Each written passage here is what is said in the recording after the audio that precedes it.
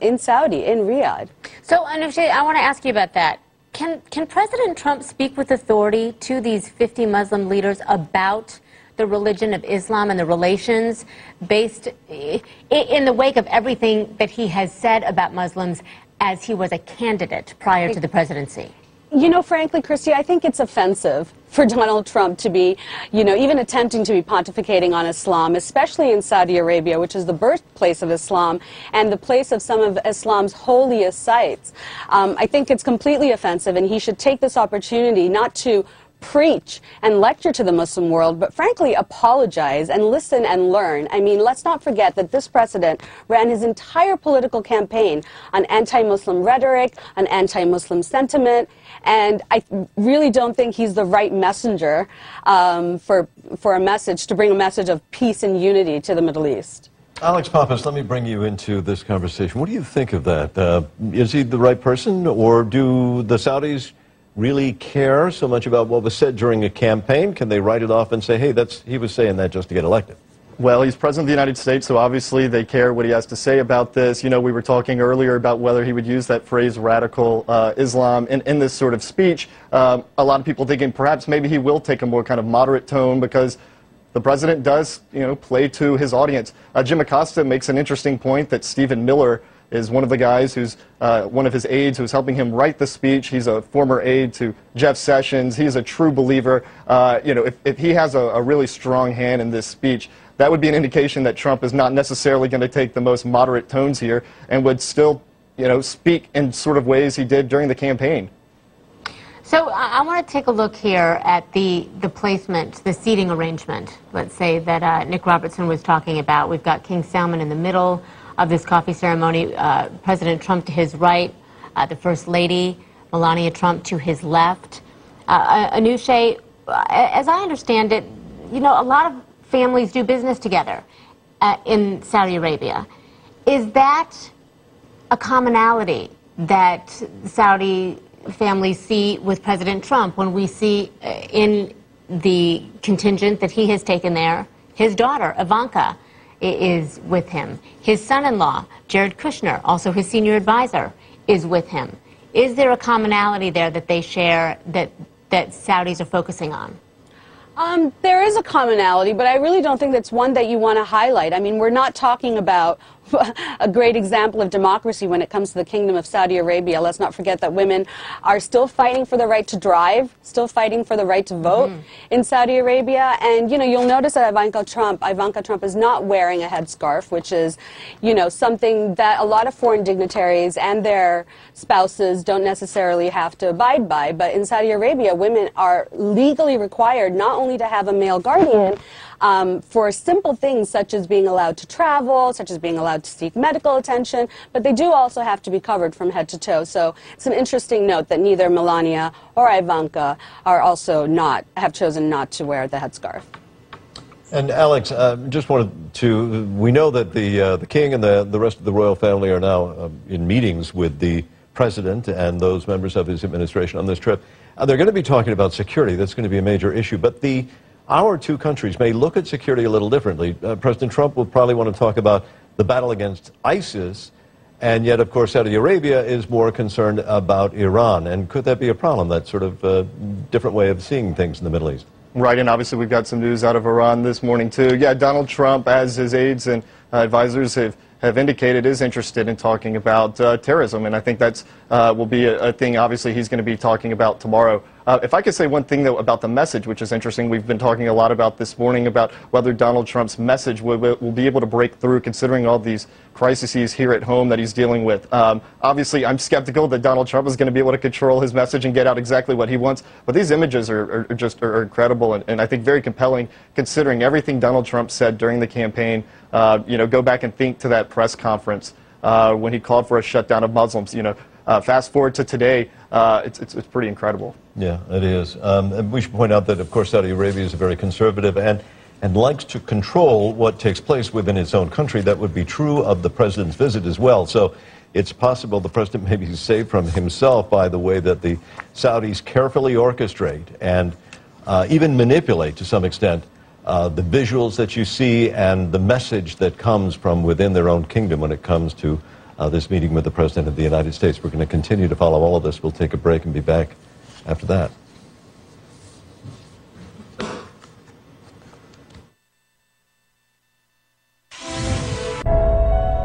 Choose to go, to indulge your curiosity.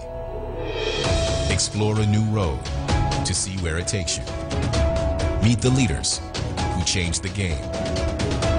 No matter where you are, no matter what the currency, when you run the numbers, they may surprise you.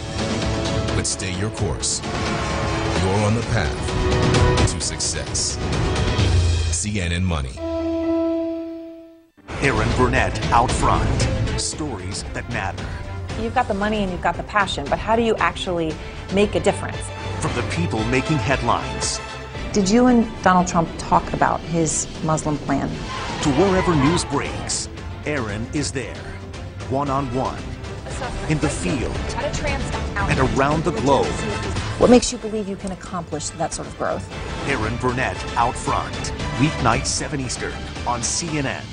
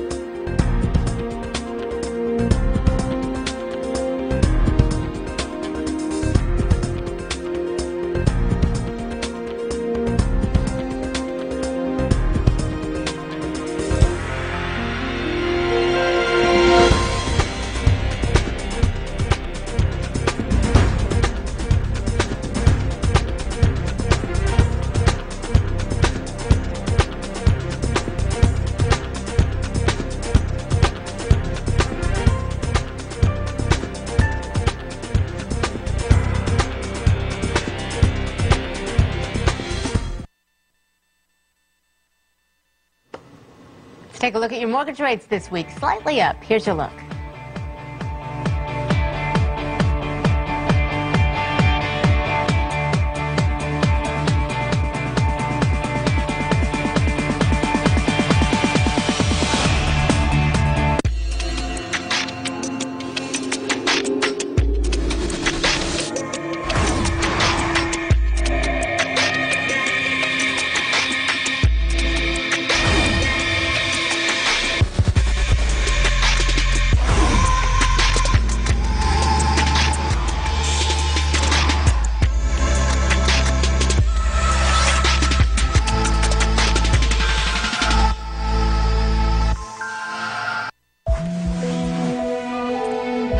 No one asks us to go into the chaos. Hello. Into the heartbreak. Welcome. It's the story that drives us forward. Here we have the memo. It's the story that needs to be told. This is why we go. Let's go live to CNN senior international correspondent Nima El-Bagher. For the Syrians and their families.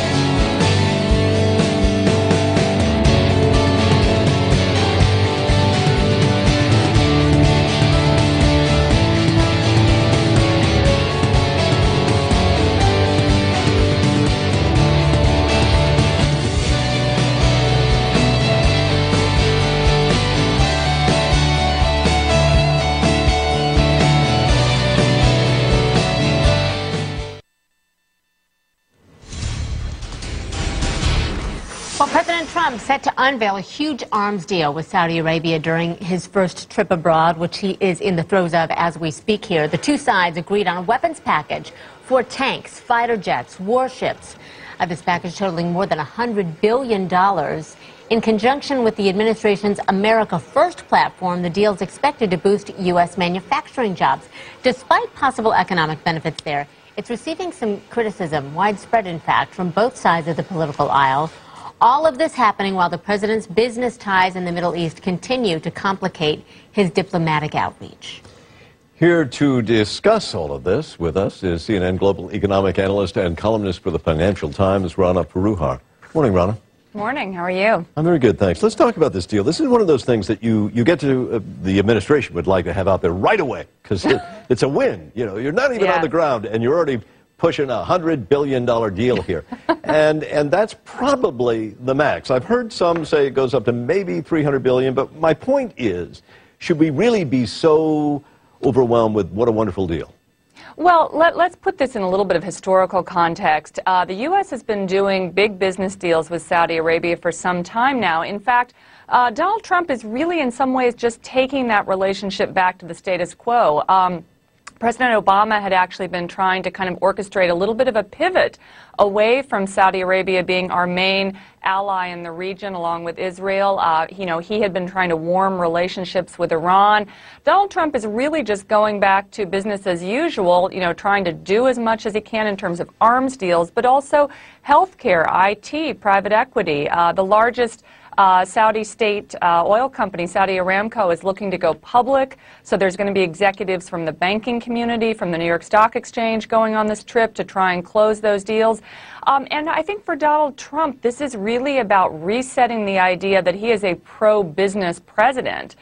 There's been a lot of complaints in recent weeks and months from the business community about when are we going to get this pro-business agenda. So being able to go to Saudi Arabia, close a lot of deals, even if they're just on paper, is a big win for him.